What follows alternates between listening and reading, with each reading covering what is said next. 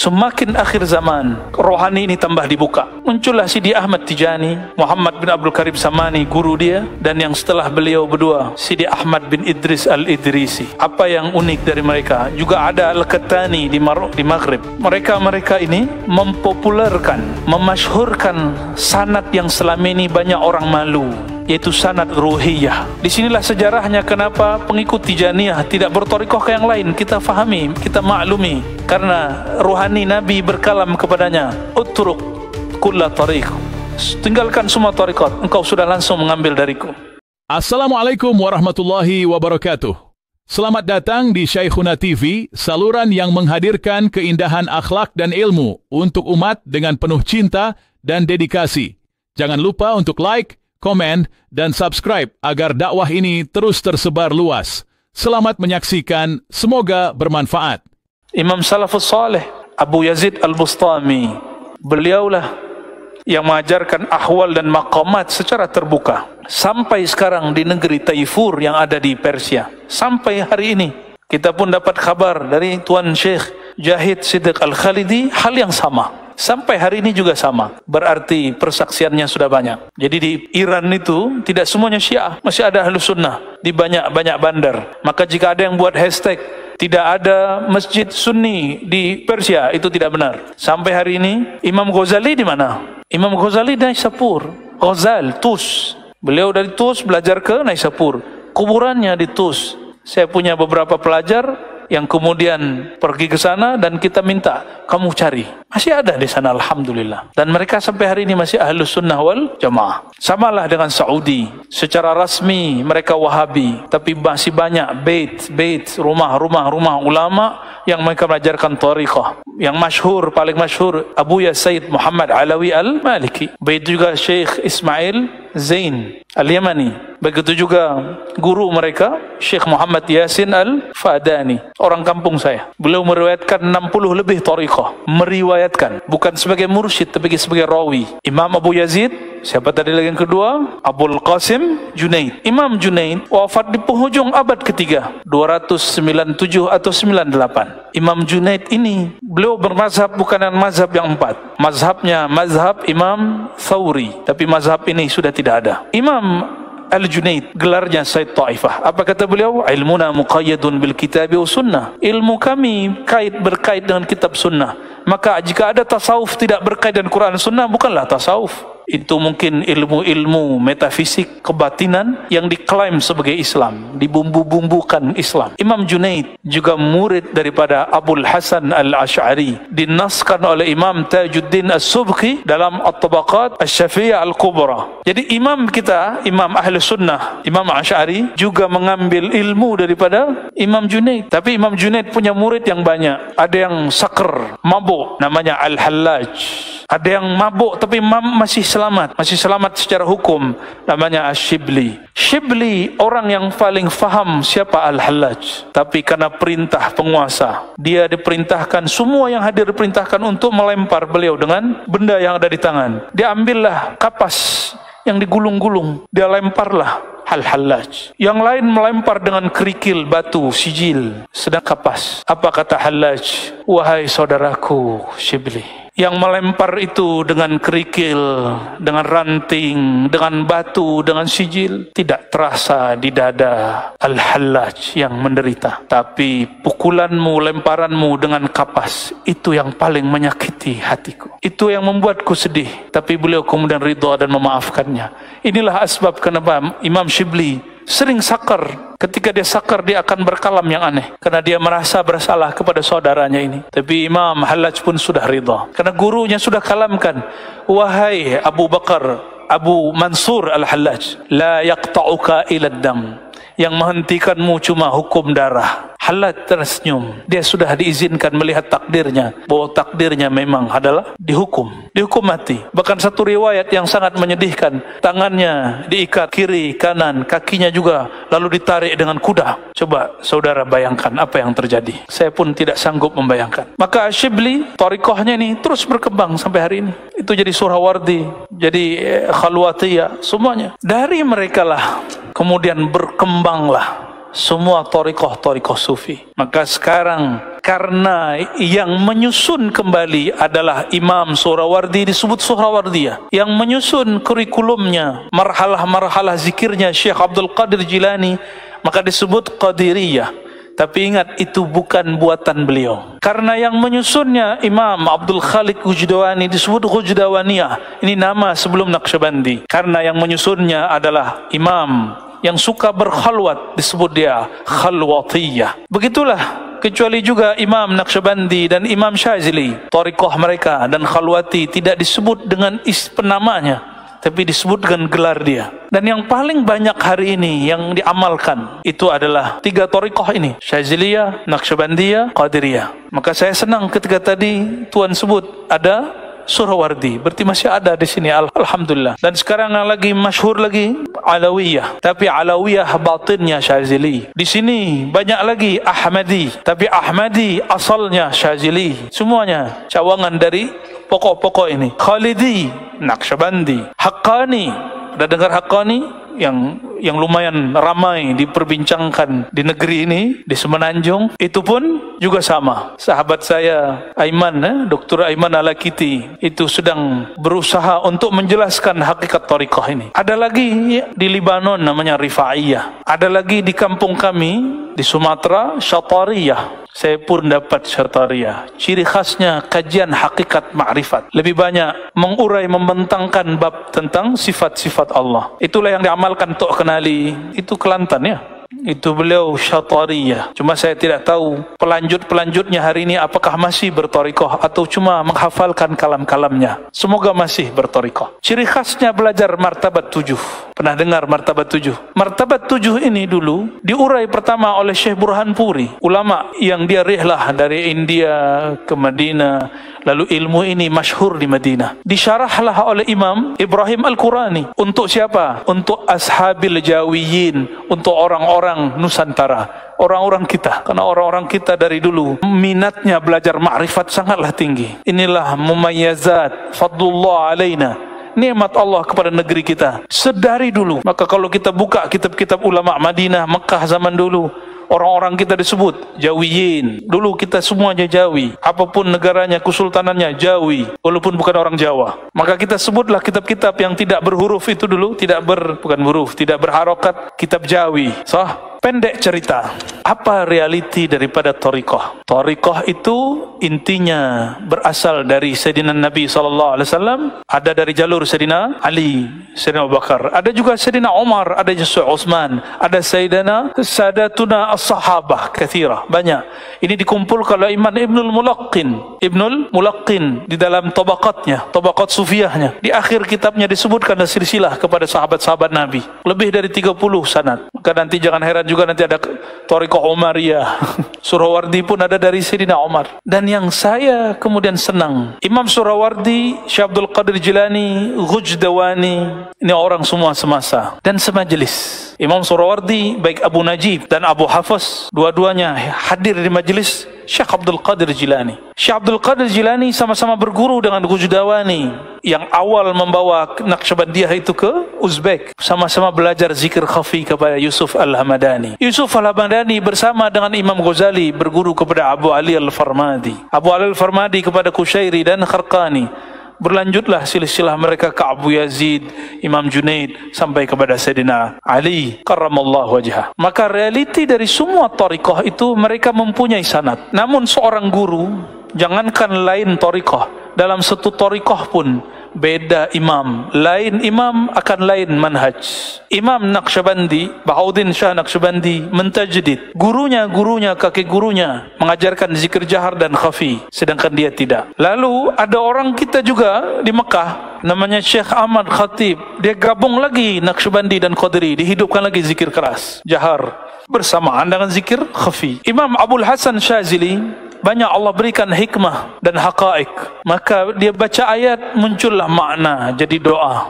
jadi Hizib Bahar, Hizib Nasr, Hizbul Bar. Lalu dia baca hadis Nabi, dapatlah ilham, adalah wirdul asas. Semuanya dapat ilham, semuanya berdalil, tidak ada yang tidak berdalil. Dan belakangan, inilah yang paling menakjubkan, semakin akhir zaman, rohani ini tambah dibuka. Muncullah Sidi Ahmad Tijani, Muhammad bin Abdul Karim Samani, guru dia, dan yang setelah beliau berdua, Sidi Ahmad bin Idris Al-Idrisi. Apa yang unik dari mereka? Juga ada Al-Qattani di Maghrib. Mereka ini mempopulerkan, memasyhurkan sanad yang selama ini banyak orang malu, yaitu sanad ruhiyah. Mereka mengambil dari hadis man ra'ani fil manan faqad ra'al haqq, yang melihat aku betul-betul melihatku dalam mimpi, itu betul-betul aku.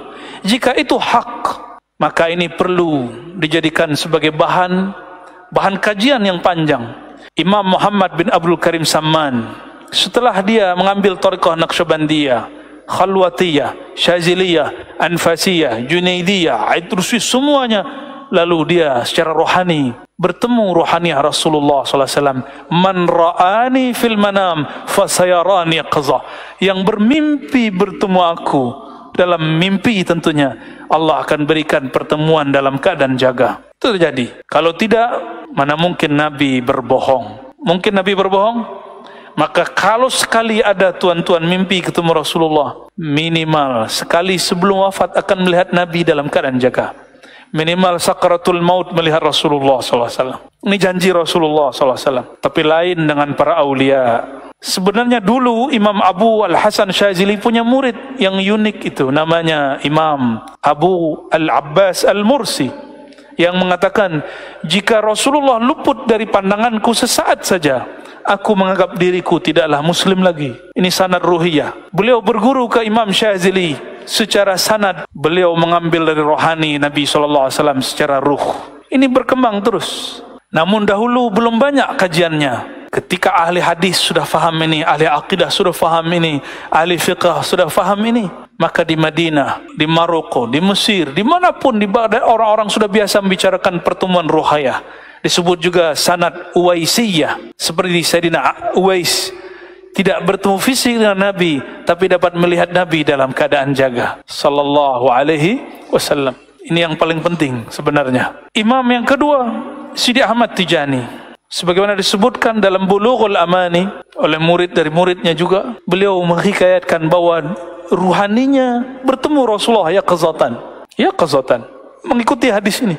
Disinilah sejarahnya kenapa pengikut Tijaniyah tidak berthariqah ke yang lain. Kita fahami, kita maklumi, karena ruhani Nabi berkalam kepadanya, utruk kulla tariq, tinggalkan semua thariqat, engkau sudah langsung mengambil dariku. Maka kita memaklumi jika orang-orang Tijani tidak mau ambil dari yang lain, tidak apa-apa, ya, itu thariqah mereka, rumah tangga mereka. Tapi jika ada orang mengkritik, ya terimalah itu kritik, karena semua imam mengalami hal yang sama. Lain halnya Sidi Ahmad Tijani, beliau menghikayatkan itu secara terbuka. Itu aja perbezaannya. Bagaimana dengan Sidi Ahmad bin Idris Al-Idrisi, yang kemudian disebut Thariqah Idrisiyah atau Ahmadiyah, belakangan karena terjadi perang, ya, disebut Sanusiyah. Muhammad Ali Sanusi itu muhaddis kabir. Di zamannya dialah al-hafiznya. Sahih Bukhari di luar kepala. Kalau antum benar-benar di luar kepala, ya, paham maksudnya? Dia hafaz Sahih Bukhari, tidak perlu lihat. Kalau kita lihat pun tak hafal. Sidi Ahmad bin Idris Al-Idrisi, sebagaimana dihikayatkan muridnya dalam kitab Iqdil Farid, kemudian disebutkan juga dalam kumpulan sanad Muhammad Ali As-Sanusi dan kitab-kitab yang lain. Beliau menyebutkan kisahnya dalam manaqibnya. Apa kata beliau? Di Iqdil Farid tidak disebutkan ini, tapi kitab yang satu lagi. Kata beliau, pertama kali aku ditalqin Sayyidi Al-Khidr alaihi salam di hadapan baginda Nabi Muhammad SAW. Lalu diijazahkan beberapa aurat, salah satunya salawat azmiyah, istighfar juga, dan lain sebagainya. Ini rohani. Tapi kemudian Rasulullah sendiri yang mentalqinkannya kepadanya. Maka ahli hadis yang tidak faham ini, ahli fiqh yang tidak faham ini ingkar. Padahal ini bukan fannya ahli hadis, bukan fannya ahli fiqh, bukan fan juga ahli akidah. Ini ahli tasawuf. Maka fatwa seharusnya tidak memfatwakan persoalan ini, karena ini persoalan dzauq ruhiyah. Persoalan fatwa akidah tentang akliyat, tentang imaniyah.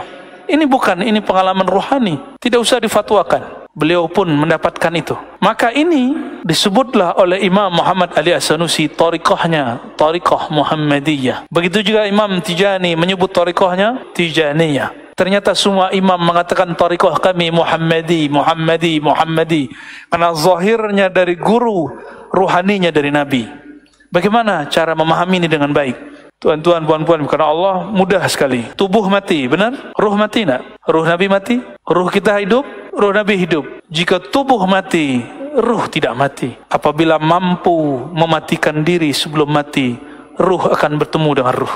Al-arwah junudun mujannadah. Mudah tu? Inilah makna mutu qabla an tamutu. Matikan dirimu sebelum mati. Kenapa orang sudah banyak baca kitab tapi tidak menikmati zikir? Karena sembari berzikir dia masih banyak berfikir. Zikir dengan kolbu, bukan dengan fikir. Kalimatnya jelas. Wazkur rabbaka fi nafsik. Ala bidzikrillah tatma'innul qulub. Jelas, nafs, qalb. Maka dalam Sahih Bukhari dikatakan Allah mengharamkan kepada orang yang man qala la ilaha illallah min qalbihi aw nafsih. Dua saja, bukan min aqlih, bukan min zihnih, tapi min nafsih aw qalbih. Allah haramkan siapa saja yang mengatakan la ilaha illallah dengan nafsnya, jiwanya, dan yang kedua dengan qalbunya. Oleh karenanya saya tidak merasa aneh, hairan jika ada orang mengatakan tariqah Idrisiyah ada dua sanad, tariqah Tijani dua sanad, tariqah Samani dua sanad, tariqah fulan-fulan dua sanad. Itu semua imam begitu. Imam Naqsyabandi juga begitu, Abdul Qadir Jilani begitu, semua begitu. Tapi dahulu mereka tidak kalamkan secara terbuka. Tapi kullama yataghayyar az-zaman, bertambah tua alam ini, maka ilmu rohani akan tambah terbuka. Kenapa? Karena cobaan-cobaan kepada manusia dikumpulkan, semua cobaan yang ada dari awal masa manusia dikumpulkan di akhir zaman ini. Maka mustahil kita sanggup menghadapinya kecuali dengan rohani. Maka banyaklah orang-orang begitu hari ini. Ke depan mungkin nanti lagi Syekh Fulan rohaninya bertemu Rasulullah. Saya percaya dengan itu. Kita tidak boleh ingkar hal itu selama dia tidak ngaku jadi nabi, jadi rasul, atau jadi malaikat. In kana yaqul fahuwa min dajjalin. Kalau dia ngaku begitu, dia dajjal. Karena ini di kampus Islam, saya tidak bahas tentang hal-hal yang lebih, ya. Bahas yang akliyat saja. Namun sebelum saya tutup, sebelum ada soal jawab jika ada, yang paling utama dalam thariqah tasawuf itu dalam realiti hari ini, usul thariqah itu dua saja. Satu zikir, satu solawat. Dua saja. Namun dua ini tidak mungkin sempurna kecuali dengan adab. Adab itulah yang membuat thariqah berlainan. Dari adab muncullah kaifiat. Dari kaifiat barulah bertubuh satu thariqah. Maka adab thariqah Ahmadi lain dengan thariqah Tijani. Orangnya hampir semasa. Adab Surawardi lain dengan Qadiri, padahal orangnya semasa. Kenapa? Karena lain syekh, lain adab.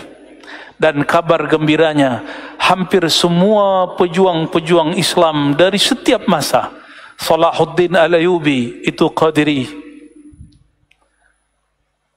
Muhammad Khan Usmani yang bergelar Al-Fatih itu juga seorang sufi.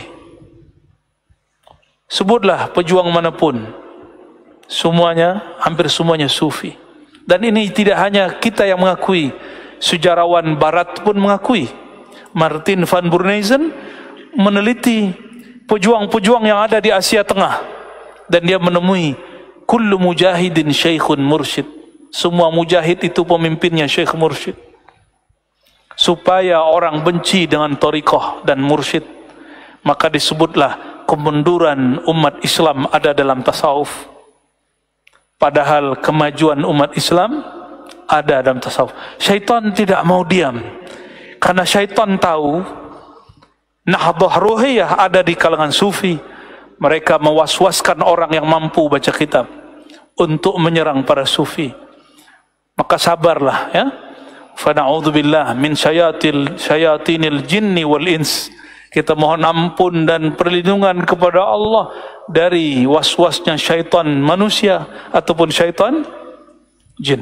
Ya. Jadi apa intinya? zikir, solawat. Tidak ada lagi. Saya sudah berputar belajar, berapa kata orang sini, berpusing ya, belajar thariqah. Zikir, solawat, zikir, solawat, zikir, solawat, zikir, solawat. Tidak ada lagi. Lalu di mana bid'ahnya? Oh caranya. Cara itu jangankan antara kita dan Nabi, antara sahabat Nabi pun sudah berlainan. Sahabat Abu Hurairah punya tasbih dari buhul-buhul benang, dia ikat 2000. Terakhir saya lihat orang India, Khistiyah, apa kayak ini? Zikir 2000 kali 6 baru dia boleh tidur. 2000 kali 6 berapa? 12.000. Sahabi Abu Hurairah, ya akhi, zikirnya sebelum tidur, bukan hari suluk, bukan hari khalwat, kulla laylah, setiap malam. Bagaimana? Itu thariqah Abu Hurairah. Jadi guna subhah bukan buatan Buddha, Hindu. Nah, di Indonesia ada ustadz mengatakan orang yang pakai subhah ini tasbih, dia harus bayar hak paten kepada Saulin. Bahlul ente. Dia tidak tahu, katanya baca kitab, sekolah di Timur Tengah. Masa kitab yang ada kitab musalsal bisubhah dia tidak tahu? Bahwa awwalu man istamal subhah min at-tabi'in Sayyidina Al-Hasan Al-Basri. Di antara sahabat Abu Hurairah, di antara istri Nabi Safiyah dan Juwairiyah. Semuanya ada.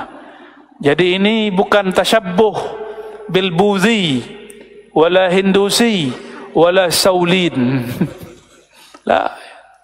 Ini tasyabbuh bis Sayyidis Salihin, Sayyidina Al-Hasan Al-Basri, Sayyidina Abi Hurairah, Sayyidatina Safiyah. Ya, jadi tidak usah malu pakai ini ya, biasa aja. Ini bukan tanda orang soleh juga, ini mau belajar soleh. Orang soleh tidak perlu pakai ini. Ya, tafadhal, Doktor. Alhamdulillah, terima kasih kepada Buya Dr. Ar-Razi di atas ceramahnya yang pada malam ini dapat memberi keyakinan dan kesungguhan kita untuk beramal dengan tasawuf. Saya ingin meminta keizinan Buya Ar-Razi jika para jemaah ingin bertanya, adakah bisa? Salam Buya, apakah hukum apabila kita seorang sedang berzikir dan terlintas di fikiran kita menjisimkan Allah, dan bagaimanakah cara untuk mengatasinya? Terima kasih Buya. Soalnya mulai berkualiti. Ya, mulai bagus. Apabila kita sedang berzikir, lalu terlintaslah Allah dengan warna hitam, ya, cahaya itu jisim, itu disebut jismun latif. Allah itu pencipta cahaya, maka disebut dia cahaya, tapi bukanlah cahaya yang kita bayangkan itu.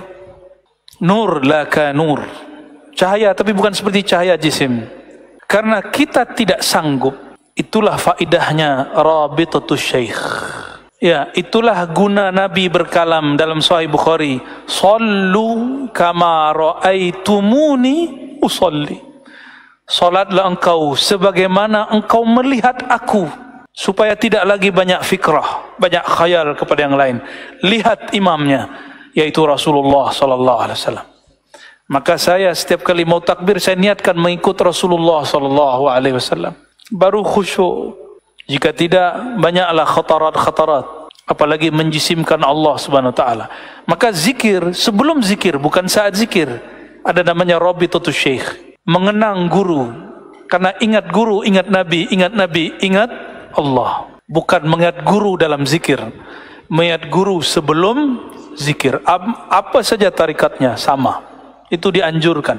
Maka ada kalimat dalam ilmu hadis, zikrus salihin, dengan menyebut nama orang soleh, tanzilur rahmah, turunlah rahmat. Nyebut orang soleh yang kita maksud guru kita, Ya, maka mengingat mereka itu akan membuat rahmat turun. Setelah itu rahmat turun, khayal kita dijaga. Jadi bergurulah, ambillah ilmu dari guru mursyid, insya Allah tidak akan terbayang lagi Allah berjisim. Karena guru nanti didik berzikir bukan dengan fikir, berzikir dengan kolbumu wahai fakir. Bolehkah saya membaca salawat ini? Yang pertama, Allahumma salli ala Sayyidina Muhammad salatan analu ziyarati haramika wa haramihi sallallahu alaihi wasallam.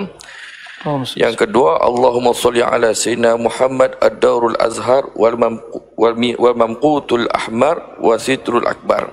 Dan yang ketiga, betulkah salawat al-fatih itu diajar daripada Syekh Ahmad Tijani? Baik. Ya.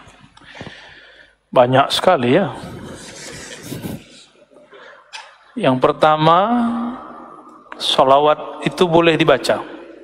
Jadi salawat itu ada yang lafaznya diriwayatkan ahli hadis, ada lafaznya yang diriwayatkan oleh ahli fiqih, ada lafaznya yang diriwayatkan oleh ahli tasawuf. Kenapa kalau Imam Syafi'i menggubah sebuah salawat boleh kita pakai, kalau imam yang lain tidak boleh? Tidak adil. Yang penting di dalam Al-Quran, ya ayyuhalladzina amanu sallu alaihi wasallimu taslima. Maka salawat itu ada rukunnya. Pertama, meminta kepada Allah. Karena innallaha, maka disebut ya Allah, atau Allahumma, ya Rabb, atau sebut dengan nama al-asmaul husna. Ya Rabb, apapun itu, yang penting asmaul husna. Lalu salli wa sallim. Harus ada lafaz meminta kepada Allah, dan ada salli wasallim atau salla wasallam. Boleh juga diganti dengan baraka, barik. Nah, ini rukunnya mesti ada. Ya, adapun tambahan-tambahan Allahumma shalli ala sayyidina Muhammad salatan tusiluna ila al-baitil haram. Ini salawat, namanya salawat mengharap untuk ziarah. Boleh diamalkan. Ya, itu amalan ulama-ulama dari dulu. Silakan. Namun saya malu bersolawat begitu. Kalau saya solawat sebagaimana Allah hendak bersolawat saja. Cukup kata Allahumma salli ala sayyidina Muhammad. Allahumma ya ahad salli ala Ahmad. Udah. Allahumma salli wa sallim ala sayyidina Muhammad. Saya tidak berani tambah-tambah banyak. Apalagi kalimatnya ditambahkan. Allahumma salli ala sayyidina Muhammad salatan tajlibur rizq wa tuqsirul fulus. Waktu ksirul azwaj, ya, tak berani saya, tak berani. Ya Allah, sampaikan salawat ke Nabi, salawat yang membuat rezeki kami tarik rezeki. Apalagi badan sihat, fulus banyak, bini banyak. Nah, saya tak berani. Kalau kami sebut itu salawat al-modusiyah, tahu, modus. Salawat ada maunya. Dia belum salawat sebagaimana Allah memerintahkan salawat. Tapi boleh tak? Boleh secara hukum fikih. Tapi secara adab walayah itu makruh. Wali-wali Allah malu salawat begitu. Mereka baru guna itu salawat kalau ada hajat. Tapi kalau sudah sangatlah rindu ke Baitul Haram, sila diamalkan. Ya, itu salawat. Banyak orang amalkan itu, Allah mudahkan dia ke Baitul Haram. Dan yang kedua itu salawat boleh juga dipakai, ya. Dan yang ketiga salawat Fatih, itu juga ajib. Salawat Fatih ini, Al-Fatih itu Sayyidina Muhammad SAW. Allahumma salli ala Sayyidina Muhammadin al-Fatih lima ughliq wal khatim lima sabaq. Ini bukan buatan Imam Tijani, tapi beliau peroleh ijazah dari gurunya. Seingat saya namanya Imam Al-Bakri atau Ad-Dabbagh, ya. Beliau pun secara rohani minta isyarat dari Rasulullah. Rasulullah pun kemudian mengajarkan lafaz ini. Jadi itu disebut takrir, ilham, takriri. Jadi kalau nanti akan ada namanya usul tasawuf. Salah satunya bab ru'ya dan ilham. Di ilham itu ada namanya hadis ilham, hadis kursi ilham. Ada juga takrir ilham. Dia sudah dapat ijazah lalu ditakrir Rasulullah dalam ruhnya. dalam rohaniannya. Itu mungkin. Secara ilmu akidah mungkin amla? Mungkin. Jadi orang kalau selesai dia berakidah, ya, oke dia dalam berusul akidah, maka dia tanya aja, secara akidah ini mungkin am muhal, mungkin atau mustahil. Kalau dia ahli akidah, walaupun banyak ahli akidah yang gagal di sini, ya. Taib. Jadi surah Al-Fatih bukanlah gubahan buatan Sidi Ahmad Tijani, tapi beliau dapat ijazah dari gurunya bersanad dan juga dari sang maha guru Sayyidina Muhammad sallallahu alaihi wasallam. Ya, wallahu a'lam bishawab. Itu tidak usah dibaca. Talqin, ya. Di negeri 9 banyak mursyid, di Malaka ada mursyid. Tugas saya hanya menghimbau, mengajak umat Islam untuk menghidupkan zawiyah-zawiyah dan surau-surau tariqah. Mendatangi mursyid-mursyid, mengambil talqin dari mereka, bukan mengambil talqin dari saya. Walaupun saya diijazahkan guru-guru saya, tapi adab kami tidak boleh mentalkin di negeri yang ada mursyid di sana, kecuali tertutup, dan kecuali lagi mursyidnya yang meminta. Jika tidak, kami tidak boleh, karena kami diajar tidak boleh bernafsu punya murid. Tidak boleh bernafsu punya murid, apalagi mencari syuhrah. Tak boleh, ya. Kita pun dipaksa terima ijazah. Kita tidak mau terima ijazah, tapi guru paksa, langsung kita terima. Jadi untuk talqin datangilah mursyid-mursyid, ya. Di negeri 9 banyak, Thariqah Ahmadiyah ada, Suhrawardi tadi ada, Aba Alawi ada, Naqsyabandi, masya Allah, banyak di sini. Thariqah banyak, Syaziliyah banyak di sini. Ambil dari mereka. Saya mencintai semua thariqah sufi. Saya mentazimi, hormat kepada semua mursyid, ya.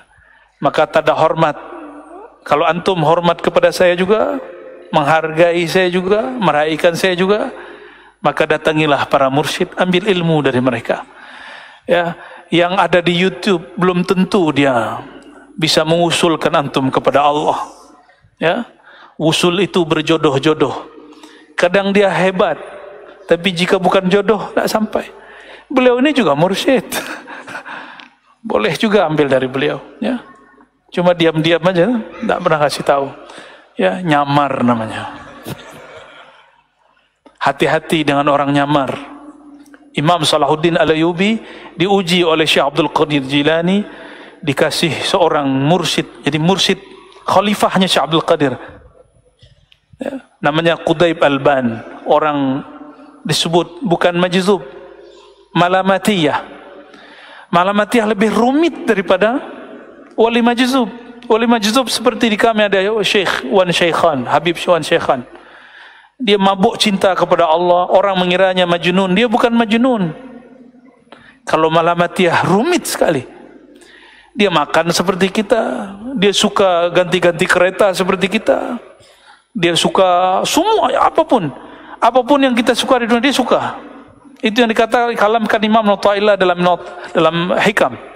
Subhanalladzi satara sirral khususiyah bi zawahiril bashariyah. Sungguh hebat Allah Ta'ala, Ia sembunyikan rahasia-rahasia kewalian yang Allah istimewakan khususiyah pada zahir-zahirnya manusia. Maka saya pun mulai hati-hati dengan orang-orang yang tidak berbaju sufi. Siapa tahu dia kolbunya ada nur walaya, ya. Namun manhaj saya mengikuti ulama sufi. Maka kita guna tasbih, ya, guna congkok, serban.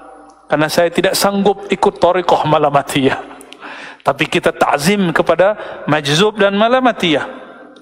Malamatiyah artinya orang kalau lihat, apalagi ahli syariat lihat, pasti menghujat dia.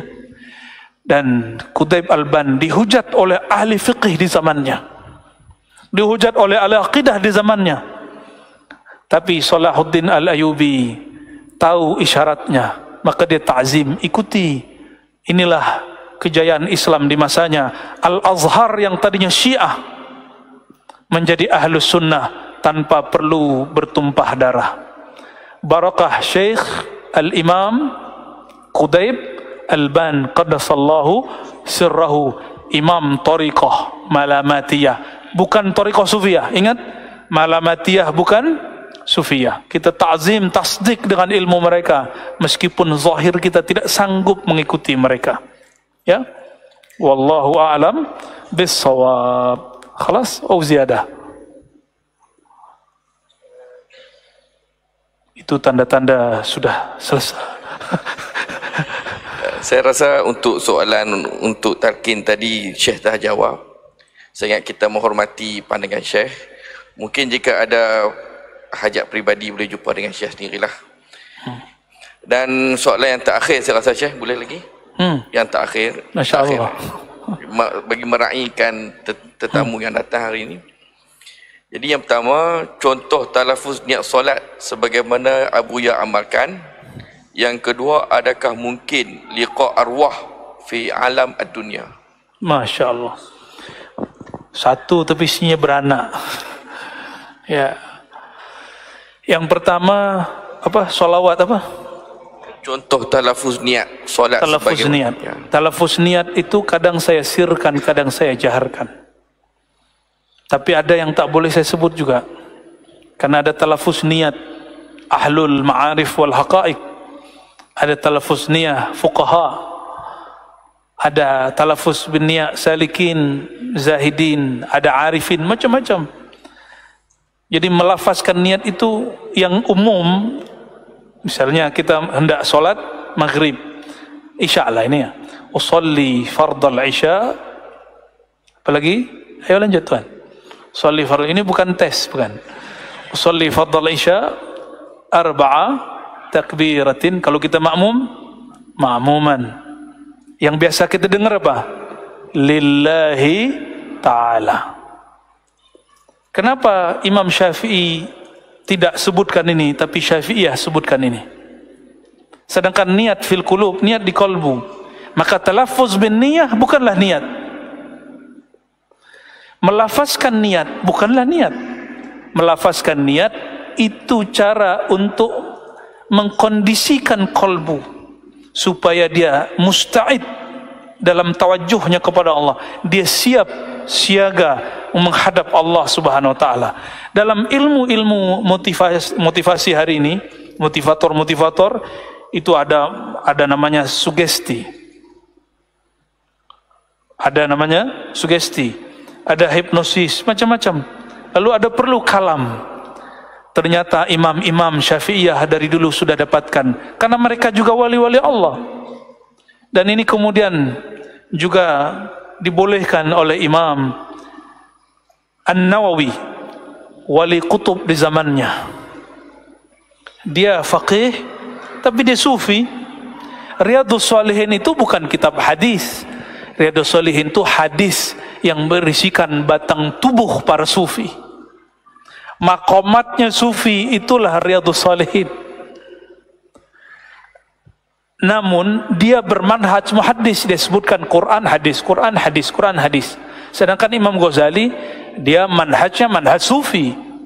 Imam Nawawi manhaj muhaddis yang dibahas sama. Awal babnya niat, ikhlas, lalu taubat, lalu terus itu maqamat sufi.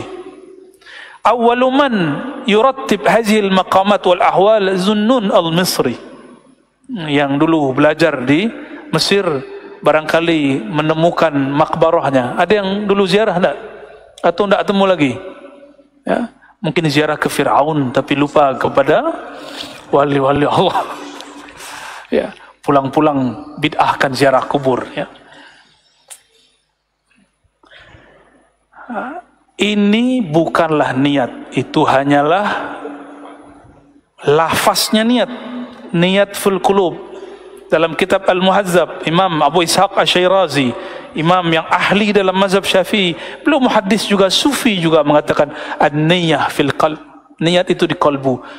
Makrunatun atau muqtarinatun bil fi'l. Dia beriringan dengan fi'il, bukan yang dipahami sebagian orang. Lillahi ta'ala Allahu Akbar, itu namanya mulhaq. Ya, ini muqtarin, makrun, bersamaan. Qalbu berniat, lidah kita bertakbir. Kita hadapkan qalbu kepada Allah, lidah bertakbir. Allahu Akbar. Kecilkan semuanya, hatta dirimu kecilkan di hadapannya. Barulah itu an-niyah, niat yang disebut hudurul qalb. Jadi apa arti niat? Hadirnya qalbu menghadap kepada yang membolak-balik qalbu. Itulah makna niat. Ya.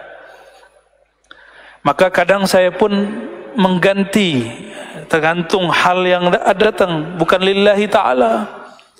Kan ada lillah, ada fillah, ada billah. Nah, tergantung halnya. Tapi yang biasa kita baca lil, kadang pun tidak dilafazkan. Kalau yang punya nama sudah terasa menatap kolbu, untuk apa lagi melafazkannya? Inilah mazhab Imam Shibli. Imam Shibli ditalkin oleh muridnya sebelum wafat, sakaratul maut. Qul ya sayyidi la ilaha illallah. Dia tersenyum, dia lihat muridnya.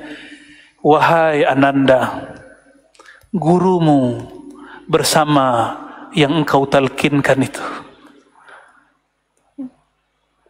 Apa di kolbunya? Allah, Allah, itu saja di kolbunya. Isbat. La ilaha nafi illallah isbat. Di kolbunya isbat. Kolbuku selalu isbat. Imam Shibli.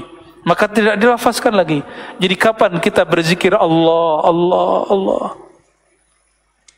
Apabila kolbu ini sudah mulai terbiasa, maka lafaz la ilaha illallah boleh disimpan. Begitu juga. Jadi talaffuz bin niat tidaklah wajib. Yang wajib itu niatnya. Ya, jadi jangan bergaduh lagi masalah talaffuz bin niat. Mau baca baca, nggak baca juga apa-apa. Ya. Yang kedua tadi apa? Nabi SAW cuma mengatakan, hanya mengatakan kama ra'aitumuni usolli. Maka biasanya jika saya merasakan zauq al-Muhammadi, saya mengatakan usolli fardal maghribi salasa raq'atin ittiba'an bi sayyidi Rasulillah sallallahu alaihi wasallam. Itu yang saya baca biasanya. Ya. Aku salat mengangkat tangan takbir untuk maghrib 3 rakaat menjadi makmum ataupun imam mengikuti Nabi Muhammad sallallahu alaihi wasallam. Itu rasanya lebih dahsyat. Rasanya lebih dahsyat. Tapi itu bid'ah baru buatan Ar-Razi, ya. Selamat menjadi ahli bid'ah, marhaban.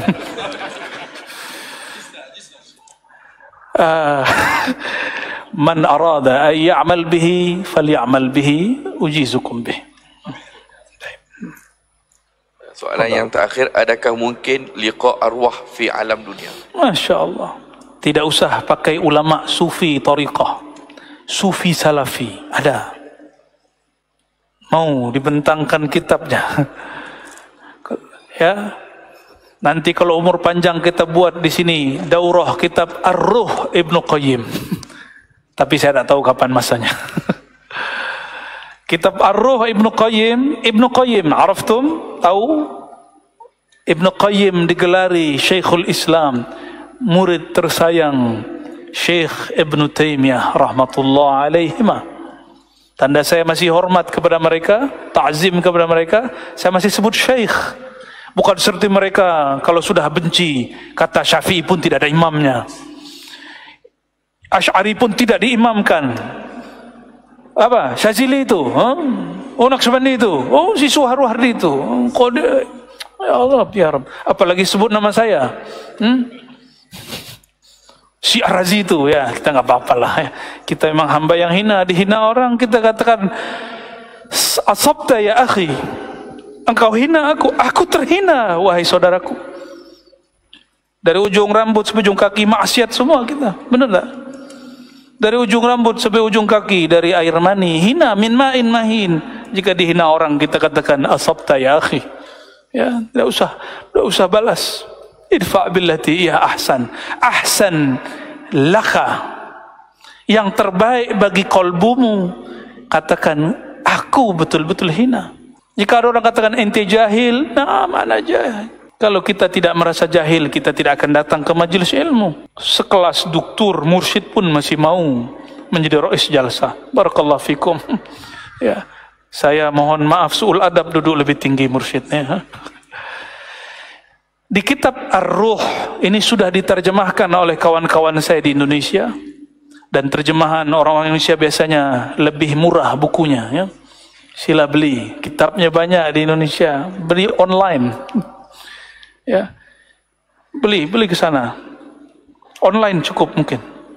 Ada satu bab khusus mengenai mulaqah atau liqa arwah antara yang hidup dengan yang mati ataupun sesama yang sudah mati. Namun tergantung kesiapan istiadat rohani. Jika rohaninya hanya kuat ketika dia tenang, dan masa paling tenang itu saat tidur. Karena kalau bertemu jaga asbahata majnunan, mungkin dia jadi gila. Maka Allah berilah dia pertemuan ruh dalam keadaan tidur. Mungkin. Maka Imam Ibn Qayyim menyebutkan riwayat ulama salafus salih yang bertemu ulama-ulama sahabat, tabi'in, tabi'ut tabi'in sampai masa dia. Ibn Qayyim salafi, imamnya Wahabi hari ini. Tapi Wahabi kalau tidak berkesesuaian dengan Muhammad bin Abdul Wahab, syekh yang mereka sebut juga Syekhul Islam rahmatullah alaih, maka ditinggal. Dan saya dengar sendiri Syekh Wahabi mengatakan, ihzaru min hazal kitab, hati-hati dari kitab ini. Begini mereka memperlakukan imamnya, apalagi imam kita. Ya, dia sampai hari ini, mereka sampai hari ini tidak percaya bahwa Ibnu Taimiyah mengamalkan thariqah sendiri. Dia punya aurat ba'da subuh sampai matahari sudah tinggi. Yang dia baca cuma Al-Fatihah, Al-Fatihah. Bukan Al-Fatihah, Fatihah, bukan. Bismillahirrahmanirrahim. Kalau Fatihah, Fatihah. Dia baca itu aurat. Kalau dalam Al-Wabil Sayyib, siapa yang kurang yakin bahwa Ibnu Taimiyah punya thariqah, bacalah kitab Al-Wabil Sayyib karya Ibnu Qayyim Al-Jauziyah. Di situ disebutkan aurat-auratnya. Disebutkan bagaimana Ibnu Taimiyah duduk pada subuh. Orang sudah pulang bekerja segala macam, dia masih duduk. Duduknya duduk seperti duduk antara dua sujud, tak beralih. Maka antum pun tidak apa-apanya dengan Ibnu Taimiyah di akhir hayatnya. Ini akhir hayat ya. Kita baru sebentar udah berubah ya, tak nyaman. Ditanya oleh muridnya, wahai Tuan Syekh, kenapa engkau lebih mendahulukan zikirmu yang panjang ini dan engkau tidak sarapan, makan pagi? Apa jawaban beliau? Zikirku ghazai, zikirku itulah makananku, quti itulah makananku. Itu akhir hayat Ibnu Taimiyah rahmatullah alaih. Maka saya bertemu seorang yang aneh itu, yang tidak pernah menunjukkan kesolehan, dia membuka bocoran itu. Ibnu Taimiyah di akhir hayatnya jadi sufi, Ibnu Qayyim jadi wali. Saya buka lagi maktabah kita, betul ada, saya dulu beli kitab Al-Wabil Sayyib tapi tidak faham, yang kasih faham orang-orang aneh. Jadi kadang-kadang ilmu mutiara ada di orang yang mungkin tidak ada kesolehan pada penampilannya. Jadi mungkin bertemu ruh, mungkin. Namun kalau ruh bertemu dengan ruh, orang hidup bertemu ruh yang mati, bagaimana caranya? Mudah. Matikan dirimu sebelum mati, bukan bunuh diri. Matikan dirimu sebelum mati, maksudnya yang menghijab ruh kita untuk memandang ruh yang lain, itu lapisannya ada ribuan. Yang pertama sir, yang kedua fuad, yang ketiga kolbu, yang keempat nafs, yang kelima yang paling berbahaya akal. Nih, udah berapa? Di masing-masing ini ada lagi kelipatan-kelipatan hijab. Inilah yang membuat kita terhalang memandangnya. Sedangkan di akhir surat Al-Waqi'ah disebutkanlah bahwa orang yang sedang sakratul maut memandang, melihat yang kita nggak lihat. Jangan tunggu melihat yang begitu menunggu mati. Dari sekarang berlatih. Lihatlah ruhmu dulu, lihatlah kolbumu dulu, baru lihat ruh orang lain. Jadi jangan pernah berharap berzikir, beramal untuk bertemu arwah.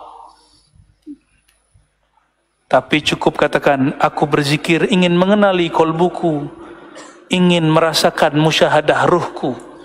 Barulah ia mampu melihat ruh orang lain. Orang yang kenal kolbunya dapat mengenali kolbu orang lain. Orang yang mengenali sirnya dapat kenali sir orang lain. Orang yang kenal ruhnya dapat kenal ruh orang lain. Jika tidak, ya laita, mati pun kiamat 7 kali pun tidak mungkin.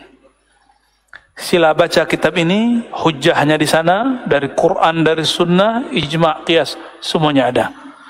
Semoga yang kita sampaikan, kongsikan malam ini, Allah ridhai, Allah terima sebagai amal soleh. Allah jadikan asbab kita usul kepada Allah Subhanahu wa ta'ala. Allah jadikan asbab tasyabbuh bis salihin wa in kunna lasna minhum.